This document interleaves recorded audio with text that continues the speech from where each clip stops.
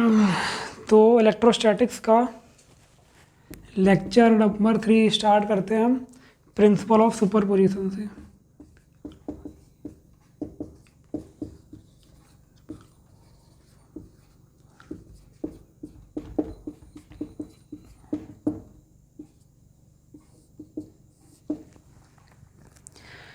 तो अब principal of superposition क्या होता है, ठीक है। तो आओ एक एग्जांपल से समझते हैं पहले इसको। देखो, मैंने यहाँ पे एक चार्ज लिया Q1 और यहाँ पे एक चार्ज मैंने लिया Q2 और यहाँ पे मैंने एक चार्ज लिया Q1, एक चार्ज लिया Q2 और एक चार्ज लिया Q3। अब अगर मैं आपसे पूछूं कि जो फोर्स Q2 Q1 पे फोर्स लगाएगा या तो इसको रिपेल करेगा या अट्रैक्ट करेगा, तो मैं बोलूँ फोर्स ऑन 1 ड्यू टू 2, वो क्या होगा? इसको मतलब F12 क्या होता है? Force on charge 1 due to charge 2। ये कितना हो जाएगा? फोर्स ऑन 1 ड्यू टू 2 क्या हो जाएगा आपका? K Q1 Q2 by R1 square. अगर यहाँ से यहाँ तक की डिस्टेंस R1 है, ठीक है। इतना बात आया समझ में? ये तो मतलब प्रीवियस लेक्चर में ही, ये तो कूलम्स लॉ बताया था प्रीवियस लेक्चर में, लेक्चर 2 में। तो ये फोर्स क्या हो जाएगा? कि Q1 Q2 by R1 square. अब इस सिस्टम में क्या होगा? Q2 Q1 पे फोर्स लगाएगा कुछ और Q3 भी Q1 पे फोर्स लगाएगा। अगर इनकी डिस्टेंस है आपकी, ये जो डिस्टेंस है R1, ये भी R1 और ये मान लो आपकी है R2। तो अब मैं बोलूँ कि फोर्स ऑन 1 वो क्या होगा? मतलब फोर्स ऑन 1 टोटल दोनों चार्ज के कारण वो क्या होगा? तो वो होगा फोर्स ऑन 1 ड्यू टू 2। मतलब Q1 इस पर कुछ फोर्स लगाएगा और उसी तरह से आपका ये Q2 Q1 पे फोर्स लगाएगा, उसी तरह से Q3 आपका इस पर फोर्स लगाएगा। तो ये क्या हो जाएगा? Force on 1 due to 3। तो ये क्या हो जाएगा आपका? K Q1 Q2 by R1 square और आपका ये क्या हो जाएगा? K Q1 Q3 by R2 square. ये क्या आ जाएगा? F1 पे नेट कितना आपका फोर्स लग रहा है, ठीक है। तो देखो, इससे मेरे को क्या पता चल रहा है? इससे ये पता चल रहा है कि जो Q2 Q1 पे फोर्स लगा रहा था पहले, ठीक है, Q3 आने के बाद भी जो Q2 Q1 पे फोर्स लगा रहा है वो सेम फोर्स लगा रहा है। मतलब अगर ये पहले जो फोर्स लगा रहा था इस पे, तो Q3 आने के बाद भी ये Q2 फोर्स तो वही लगाएगा, इसका मैग्नीट्यूड तो सेम रहेगा। हाँ, पर जो इस पे नेट फोर्स लग रहा था ना, जो F1 पे नेट फोर्स लग रहा था, नेट फोर्स जरूर चेंज हो जाएगा, क्योंकि Q3 भी कुछ फोर्स लगाएगा तो ये फोर्स क्या हो जाएगा? ऐड हो जाएगा। तो नेट फोर्स आपका क्या हो जाएगा? चेंज हो जाएगा। पर इसके ये फोर्स जो पहले लगा रहा था, ये वाला फोर्स, और ये वाला फोर्स जो बाद में लगा रहा है, वो इफेक्ट नहीं होगा। इससे कारण इसके आने से इसका फोर्स नहीं चेंज होगा, ठीक है। इतना बात समझ में आया? अब प्रिंसिपल ऑफ सुपरपोजिशन क्या बोलता है? प्रिंसिपल ऑफ सुपरपोजिशन बोलता है in a system of n charges, in a system of n charges total force on any one charge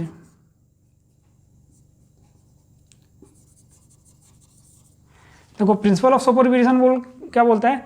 in a system of n charges total force on any one charge is the vector sum of all vector sum of forces due to all remaining charges. आया कुछ समझ में? कुछ समझ नहीं आया होगा पता है, पर चलो इसको भी समझाते हैं। ये पूरा जो मसाला क्या लिखा है मैं बताता हूँ। देखो, आपका मान लो यहाँ पे Q1 Q2 Q3 Q4 ऐसे Qn-1 Qn चार्ज रखे हैं यहाँ पे। ये क्या है आपका? Q1, ये Q2, ये Q3, ये Q4, ये Qn-1 और ये Qn चार्ज रखा है। अब अगर मैं पूछूं कि जो Qn पे टोटल फोर्स लग रहा है, आप मेरे को बताओ F नेट ऑन n, ये क्या होगा? मतलब Qn पे कितने फोर्स लग रहे होंगे? तो देखो, ये वाला फोर्स इसको ऐसे लगा रहा होगा, मतलब Q1 वाला चार्ज इस पर कुछ फोर्स लगा रहा होगा। उसी तरह से ये जो 2 है ये भी फोर्स लगा रहा होगा, ये जो 3 है ये भी फोर्स लगा रहा होगा। ऐसे करते करते सारे इस पर फोर्स लगा रहे होंगे, ठीक है। तो मैं कैसे लिखूंगा? देखो, force on N due to 1 इसका vector, force on N due to 2 इसका vector, force on N due to 3, ऐसे चलते चलते चलते चलते force on N due to n-1 का ये वेक्टर। ये जो मैंने लिखा है ये पूरा, ये और ये जो मैंने थ्योरी लिखी है, ये दोनों एक ही चीज़ है। प्रिंसिपल ऑफ सुपरपोजिशन का मतलब यही होता है, बहुत सारे चार्ज रखे हैं, सिस्टम ऑफ चार्ज रखे हैं, तो जो नेट फोर्स किसी भी एक चार्ज पे लगता है वो क्या होता है, वेक्टर सम होता है ऑल द चार्ज के कारण जो फोर्स लगता है, ठीक है। तो ये आपका हो गया प्रिंसिपल ऑफ सुपरपोजिशन हो गया। अब अगला नेक्स्ट टॉपिक आपका है परमिटिविटी एंड रिलेटिव परमिटिविटी।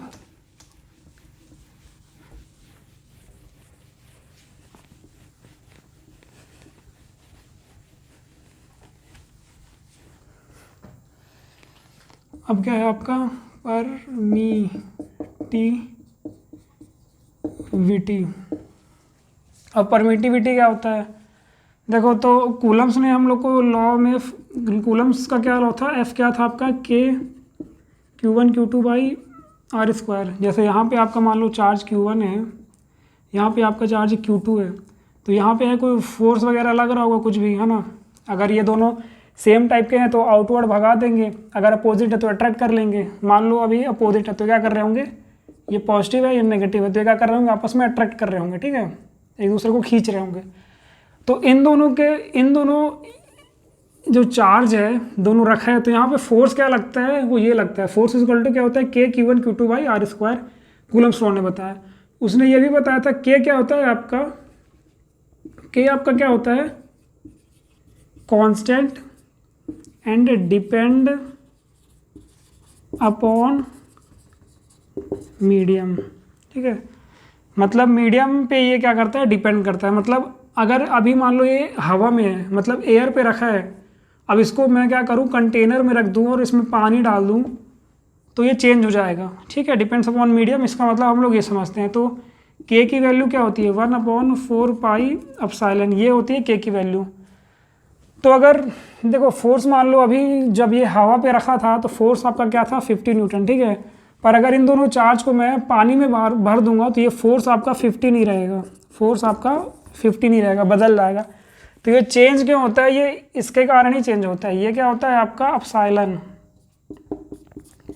इसी को क्या बोलते हैं, परमिटिविटी ऑफ मीडियम। जो आपका यहाँ पे फोर्स चेंज हो रहा है ना मीडियम बदलने से, वो इसके कारण ही चेंज हो रहा है।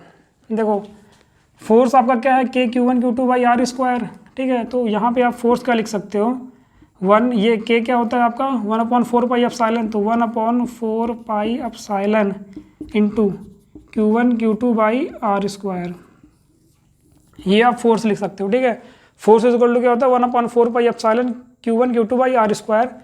तो यहाँ से मैं क्या देख रहा हूँ, जो फोर्स है वो इन्वर्सली प्रोपोर्शनल टू किसके है, 1/एप्सिलॉन के है, ठीक है। मतलब अगर मेरे को फोर्स मैक्सिमम चाहिए, अगर मेरे को फोर्स क्या चाहिए, मैक्सिमम चाहिए, तो मैं एप्सिलॉन की वैल्यू क्या रखूँगा, मिनिमम रखूँगा। अगर मेरे को ये ज़्यादा से ज़्यादा चाहिए तो मैं इसकी वैल्यू क्या रखूँगा, कम से कम रखूँगा। और अगर मान लो मेरे को फोर्स मिनिमम चाहिए तो मैं एप्सिलॉन मैक्सिमम रखूँगा। इन्वर्सली प्रोपोर्शनल है, इतना तो समझ में आता होगा।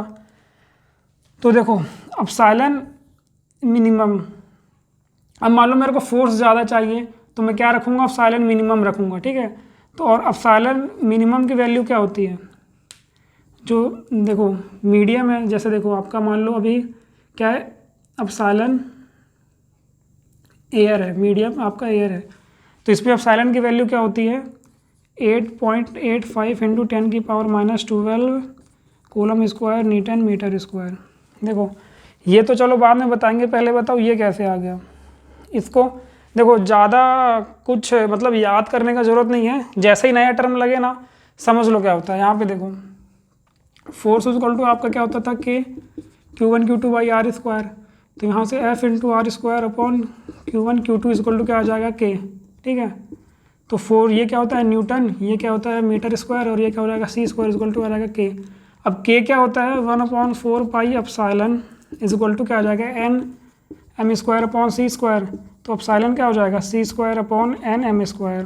ठीक है, तो यही चीज़ लिखी है यहाँ पे आपकी। अब टॉपिक पे आप फिर से आ जाओ।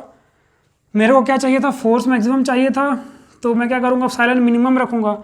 और एप्सिलॉन मिनिमम की वैल्यू, ये क्या है, मतलब एक्सपेरिमेंटली प्रूव है, ये मतलब लॉजिक वगैरह कुछ नहीं है, ये सब एक्सपेरिमेंटली प्रूव है। जो एप्सिलॉन मिनिमम की वैल्यू होती है वो होती है एयर पे, और इसकी वैल्यू होती है ये 8.85 × 10⁻⁻12। ये एप्सिलॉन की क्या होती है, सबसे छोटी वैल्यू। अब मान लो एप्सिलॉन वाटर आपका क्या होता है, से अप्रॉक्स ये होता है 7.01 × 10⁻⁻, ये 10⁻9 होता होगा, मतलब अप्रॉक्स वैल्यू है। और ये मान लो ग्लास का ये क्या होता है 3.01 × 10⁻11 c² nm²। ठीक है, यहाँ पे भी c² nm²। तो मैं क्या देख रहा हूँ, जो एप्सिलॉन एयर की वैल्यू है ये क्या है, सबसे कम है। मतलब कोई भी पूरे वर्ल्ड में, यूनिवर्स में कोई भी आप मीडियम ले लो, अगर आपको एप्सिलॉन मिनिमम चाहिए तो जो वो क्या होता है आपका, एयर होता है, एयर में होता है। और एप्सिलॉन एयर को आप क्या लिखते हो, एप्सिलॉन नॉट लिखते हो। ये क्या होता है, less than epsilon of any medium.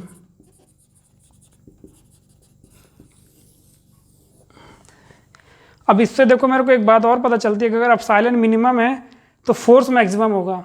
मतलब अगर आपके जो ये दो चार्ज रखे हैं,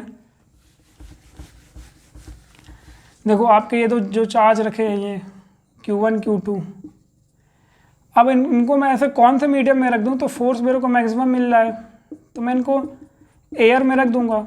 मतलब फोर्स F0 एयर में रखा है, वो क्या होगा, maximum force on any medium. ठीक है, ये समझ में आता है। ठीक है ना, एप्सिलॉन की वैल्यू जितनी छोटी होगी तो फोर्स उतना ज़्यादा होगा, यही तो है, और क्या है। तो ये हो गया एप्सिलॉन। ठीक है, अब अगली बात आती है आपकी किसकी, एप्सिलॉन। ये तो हो गया था, परमिटिविटी हो गया। अब नेक्स्ट आपका टॉपिक है रिलेटिव परमिटिविटी।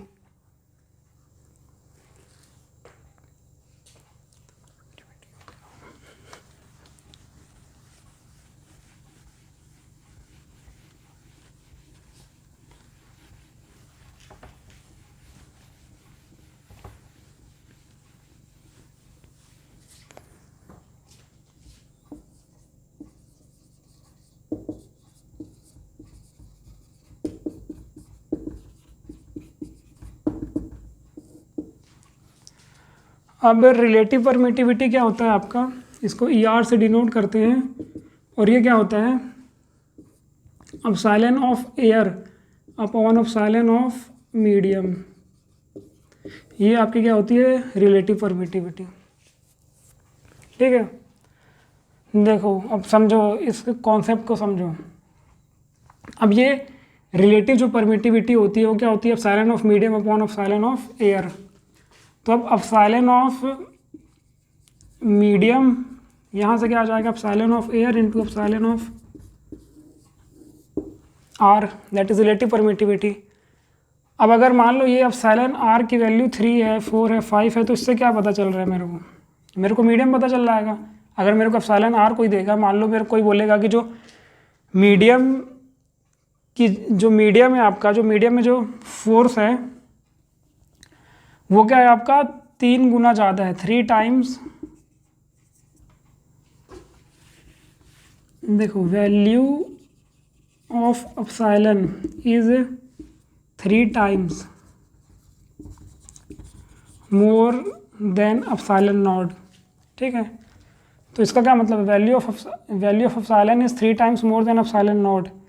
तो ये क्या है, मेरे को इसकी वैल्यू तो पता ही है, ये कितनी है 8.85 × 10⁻12। ये मेरे को पता है, मैं इसको 3 से मल्टीप्लाई कर दूंगा तो मेरे को क्या आ जाएगा, एप्सिलॉन की मीडियम की वैल्यू आ जाएगी।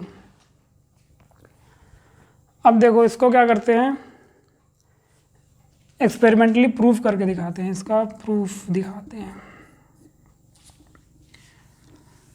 देखो फोर्स 2 चार्ज है ना, ये किस पे रखे हैं, ये Q1 चार्ज है, ये Q2 चार्ज है, ये किस पे रखे हैं, आपके एयर पे रखे हैं। मीडियम अभी क्या है आपका, एयर है। तो यहाँ पे फोर्स क्या आ जाएगा, F0 क्या आ जाएगा आपका 1/4 pi epsilon not Q1 Q2 by R²। अब इन्हीं को मैं मीडियम में रख दूंगा, कंटेनर में रख के मान लो पानी डाल दिया, तो ये एफ मीडियम क्या आ जाएगा आपका अपन 1/4 pi epsilon of medium Q1 Q2 by are square. अब मैं क्या करूँगा, डिवाइड कर दूंगा, तो ये वाला कैंसिल हो जाएगा और ये कैंसिल आ जाएगा। तो मेरे पास क्या आएगा, F0/Fm इज इक्वल टू क्या होगा, ये क्वांटिटी ऊपर चली जाएगी तो epsilon m upon epsilon not, और यही क्या था एप्सिलॉन r।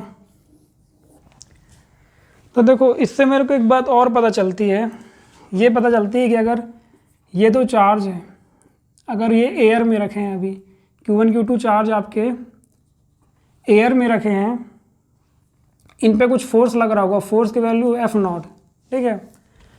और अगर मैं ये बोलूँ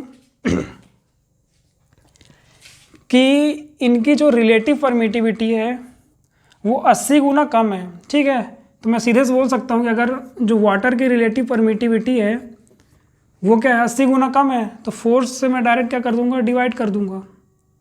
ये आया समझ में, that is epsilon not upon epsilon m क्या है आपका r है, तो एप्सिलॉन ऑफ मीडियम क्या आ जाएगा, epsilon not upon epsilon r,